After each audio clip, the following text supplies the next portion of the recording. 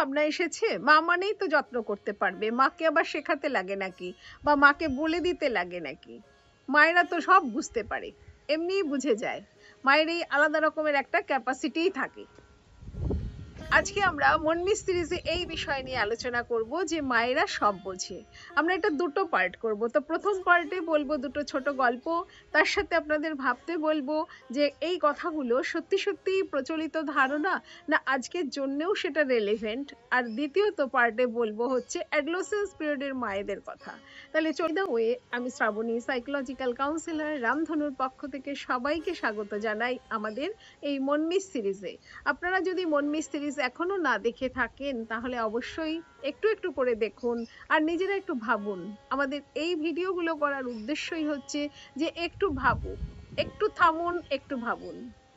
আমরা এইটা যদি করতে পারি না, আমাদের নিজেদের সম্পর্কে ধারণাগুলোও অনেক স্পষ্ট হবে এবং আমাদের সম্পর্কগুলোও যথেষ্ট পরিমাণে দৃঢ় হবে। আজকে যে বিষয়টা নিয়ে বলছিলাম যে মায়েরা সব বোঝে বা মায়েরা তো যত্ন করতে পারেই, কারণ মায়েদের এই ক্ষমতাটা থাকেই। সারা পৃথিবী জুড়ে মা মানেই, মা সম্পর্কে যেই একটা ভাবনা চিন্তা মাথায় চলে আসলো মা শব্দটা, তার সাথে সাথেই কিন্তু আমাদের অনেকগুলো থটস অটোমেটিক্যালি আসে, যেন খুব কেয়ারিং, লাভেবল, নার্চারিং তার কোয়ালিটি আছে এবং সে প্রোটেক্ট করতে পারে, সেফ করতে পারে, সিকিউরিটি দিতে পারে, সমস্ত কিছু। যেমন মা মানে কি বলি, মা মানে দুর্গা হতে পারে, মা মানে লক্ষ্মী, মা সরস্বতী, মা অন্নপূর্ণা, শীতলাও হয়তো হতে পারে, আমি জানি না। কিন্তু কখনোই মাকে কালী হিসাবে কিন্তু দেখি না, কালীকে কিন্তু একটু আলাদা রকম জায়গায় রাখি, তাই না? তাহলে আমরা একই দিকে একই অঙ্গে সব রকম রূপ দেখতে চাই। মায়ের সাথে মমতাময়ী মায়ের একটা যেন অ্যাসোসিয়েট করে রেখেই দিয়েছি আমরা। এটা একটা ইউনিভার্সাল ভাবনা বলতে পারি, সারা বিশ্বেই এই ভাবনাটা রয়েছে।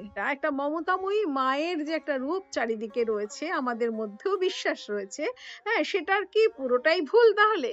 এবার তো প্রশ্ন আসছে না, আমরা একটুখানি দেখি মনোবিজ্ঞানের ভাষায় বা নিউরো সায়েন্সের জায়গা থেকে কি কি হতে পারে বা কি কি হয়।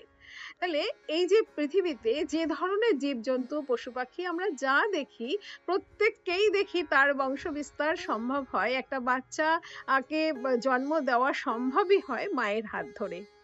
তো সুতরাং এখানে তো একটা বাড়তি অ্যাটাচমেন্ট মায়ের সাথে নিশ্চয়ই হয়, আগে থেকেই হয়ে থাকছে অ্যাটাচমেন্টটা। প্রথম থেকে এতগুলো দিন, এতগুলো মাস যার যেরকম অবস্থা থাকে সেইভাবেই তারা বাচ্চাকে নিজের ভিতরে তাকে লালন করছে। তাহলে সেখানে একটা অ্যাটাচমেন্ট নিশ্চয়ই থাকে, এটা অস্বীকার করার নয়।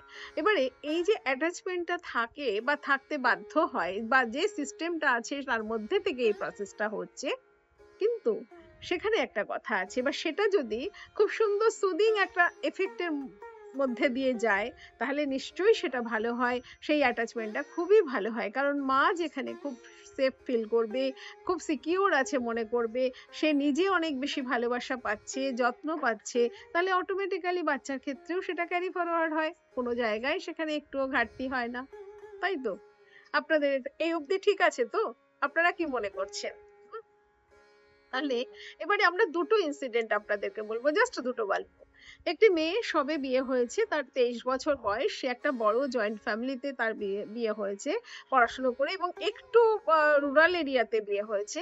এবার সেখানে সে যে বিয়ের কয়েকটা মাস মাত্র হয়েছে, অনেক বড় বাড়ি ঘর, লোকজন জমজমাট একেবারে, তা সে সবার সাথে সবে মিশতে শুরু করেছে, জানতে শুরু করেছে, একটা অ্যাটাচমেন্ট তার সবে তৈরি হচ্ছে। সে এখনো জেনে ওঠেনি যে বাড়ির লোকগুলো কেমন, বা তার হাজবেন্ড যে কাছের লোক সেখানেও সেও জানে না যে তার সাথে কতটা সম্পর্কটা স্ট্রেনদেন হতে পারে। এগুলো সবই মানে কিছুই তার এখনো এক্সপ্লোর করছে আর সেটা হচ্ছে। এইরকম একটা অবস্থায় হঠাৎ করেই সে কনসিভ করে গেছে। তাহলে বুঝতে পারছেন যে পুরোটাই আনপ্ল্যান্ড, হ্যাঁ, আনপ্রোগ্রামড, এইরকম একটা অবস্থায়।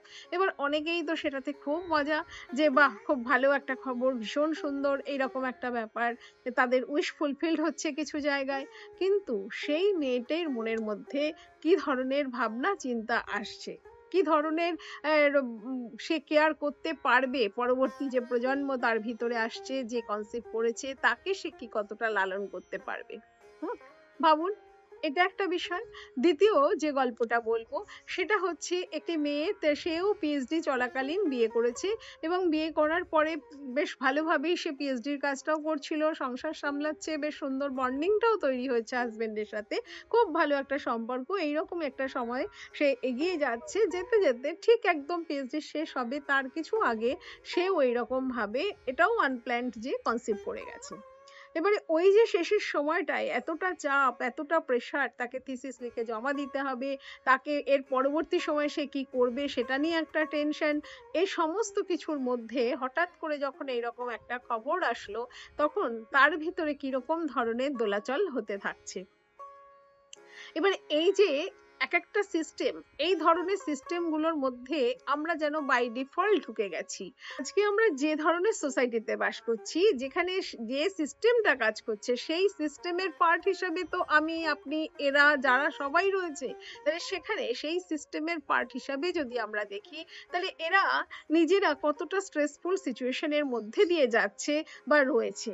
তাহলে যদি কোনো মানুষ স্ট্রেসফুল সিচুয়েশনের মধ্যে দিয়ে যায়, আপনারা এতদিন ইমোশনাল কেয়ারের ভিডিও দেখে নিয়েছেন, শুনেছেন, জানেন যে আমরা নিজেরা যদি সেফ ফিল না করি, আমাদের নিজেদের যদি সেই সিকিউরিটি সেন্স না থাকে, টেনশন থাকে, অ্যাংজাইটি থাকে, তাহলে আমাদের ভিতরে কিন্তু সেই কর্টিজল হরমোনগুলো রিলিজ হয়, আমাদের সব সময় ফাইট অ্যান্ড ফ্লাইট মোডে থাকি। তাহলে সেই রকম একটা অবস্থায় কিন্তু আমাদের এই যে কেয়ার করার যে একটা টেন্ডেন্সি বা নার্চার করার যে একটা ক্যাপাসিটি, সেগুলো কিন্তু খুব একটা করে ওঠা সম্ভব হয় না। কারণ রিসার্চে দেখা গেছে যে ধরনের কেমিক্যালস, নিউরোট্রান্সমিটার, হরমোনাল চেঞ্জেস এই ধরনের সিচুয়েশনে হয়, অক্সিটোসিন, ভেসোপ্রেসিন বা ধরুন প্রোল্যাকটিন, এই সব জিনিসগুলো যে এই ক্যাপাসিটিগুলোকে বাড়াতে সাহায্য করে, সেইগুলো কিন্তু ওই স্ট্রেস হরমোন কর্টিজলের জন্য সব নেমে যায়। তাহলে এইরকম একটা যখন সময় চলে, তাহলে দুটো জিনিস কিন্তু কন্ট্রাডিক্ট করছে, আর এখানে সম্পূর্ণ বিষয়টাই কিন্তু হ্যাপাজার্ড হয়ে যাচ্ছে। তাহলে আমাদের দেশের ইতিহাস যদি আমরা ঘাঁটি বা এখনকার সার্ভে করি, তাহলে দেখা যাবে বেশিরভাগ ক্ষেত্রেই কিন্তু এইরকম আনপ্ল্যান্ড ভাবে চলে আসে বেবি, এবং আমরা তাকে বাধ্য হই করতে। তাহলে যখনই আমরা বাধ্য হই, তাহলে তখন আমি কি খুব সার্ভিসটা ভালো দিতে পারবো? আমি তো নিজেই বাঁচতে পারছি না, আমি তো নিজেই জানি না আমার নিডস গুলো কি, আমার উইশ গুলো কি, এখনো তো ফুলফিলড হয়নি সেগুলো। তাহলে আমি অন্যের জন্য কি করে করতে পারি? আপনারা বলুন একটু, আপনারাও একটু ভাবুন যে সত্যি কি তাই? তাহলে আমরা যদি ওই ধরনের কথাগুলোকে মাথায় নিয়ে চলি, তাহলে কিন্তু আমরা একজন আরেকজনকে খুব সহজে ছোট করে দিতে পারি, এই কথাগুলোকে মাথায় রেখে তার সাথে কথা বলে। প্রথমেই জানার দরকার যে মানুষটা নিজে ইমোশন রেগুলেশনের খুব ভালো করে করতে পারে, যে মানুষটা তার নিডস গুলো সম্পর্কে জানে, যে মানুষটা তার উইশ গুলো সম্পর্কে জানে, সে যে মানুষ তার স্ট্রেংথ, তার লিমিটেশন জানে, সেই মানুষের পক্ষেই কিন্তু সম্ভব আরেকজন মানুষকে এই সার্ভিসটা দেওয়া। এবং ঠিক যেরকম ফ্লাইটে বলে যে অক্সিজেন মাস্কটা আগে পরো, পরে অন্যকে বাঁচাতে যাও, এক্ষেত্রেও কিন্তু সেই একই সিস্টেম কাজ করে।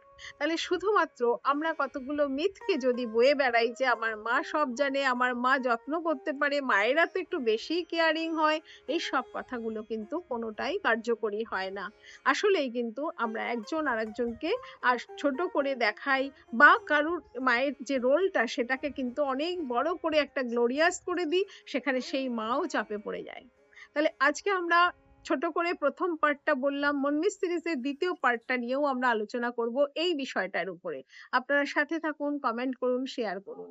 ধন্যবাদ সবাইকে।